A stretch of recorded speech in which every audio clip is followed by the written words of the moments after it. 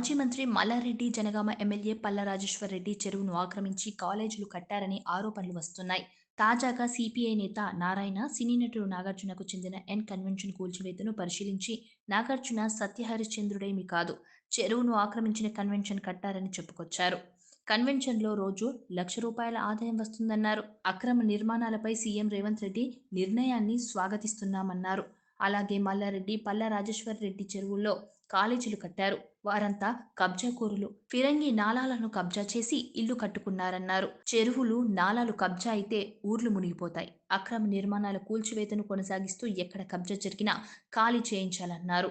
ఎవరు కబ్జాలు చేసినా, దొంగ పట్టాలు పొందినా వారి ఆస్తులు ప్రభుత్వం స్వాధీనం చేసుకోవాలని సిపిఐ నారాయణ అన్నారు. రాజ్యాంగం, న్యాయం అందరికీ సమానమే. ఏళ్ల తరబడి కేసులు నడచవద్దు. అక్రమదారులు కోర్టుకు వెళ్తే తప్పు చేసినట్టే లెక్క అని నారాయణ అన్నారు.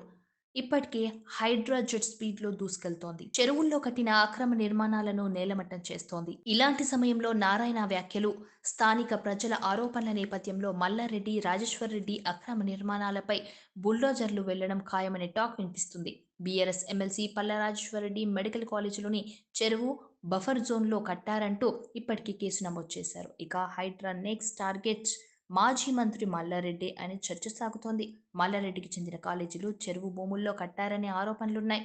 దీంతో హైడ్రా బుల్డోజర్లు మల్లారెడ్డి కాలేజీల వైపు వెళ్లనున్నాయనే టాక్ నడుస్తోంది.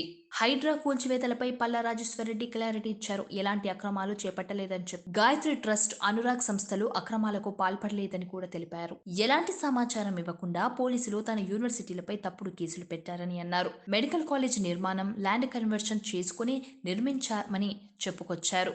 కక్షపూరితంగా ప్రభుత్వం తనను target చేసిందన్నారు.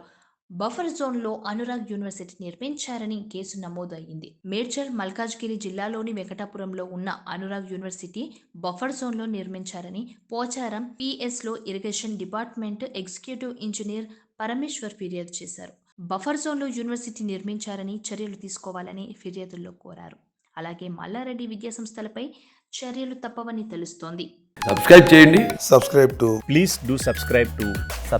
Please like, share and subscribe to top Telugu TV. Top Telugu TV. Top Telugu TV.